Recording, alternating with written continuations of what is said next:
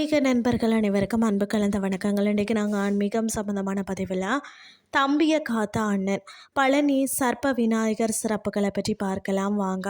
பழனி மலை கோயிலுக்கு செல்லும் வழியில் இடும்பன் சந்நிதி அருகே ஒரு அபூர்வமான விநாயகரை நாம் தரிசிக்கலாம். இவரை சர்ப்ப விநாயகர். இவரை பற்றிய நிகழ்ச்சியான தகவல்களை தான் நாம் இன்றைக்கு பார்க்க போகிறோம். தம்பிக்காக மறைந்திருந்து உதவிய அண்ணன்னு சொல்வார்கள்.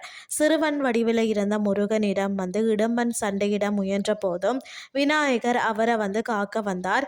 ஏற்கனவே ஞானப்பழம் விவகாரத்தில் முருகனுக்கு அண்ணன் மீது கோபம் இருக்கலாம் என்பதால் விநாயகர் தன் சுய உருவத்தை மறைத்து நாக வடிவில் தோன்றி இடும்பனுடன் சண்டையிட்டார்.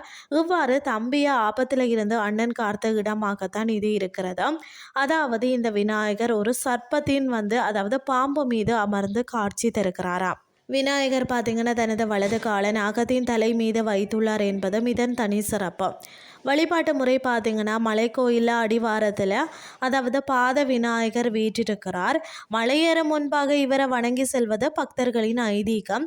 இந்த விநாயகருக்கு பின்புறத்தில் முருகனின் பாதம் அமைந்துள்ளது மற்றும் ஒரு விசேஷம் என்று தான் சொல்லணும். பழனி செல்லும் பக்தர்கள் அதாவது தம்பிக்காக துணையாக நிற்கும் இந்த பாசமிகு அண்ணன் விநாயகரை தரிசிக்க தவறாதீர்கள். இன்றைய ஆன்மீகம் சார்ந்த பதிவு உங்களுக்கு பிரயோசனமாக அமைஞ்சிருக்கும்னு சொல்லி நானும் நம்புகிறேன்.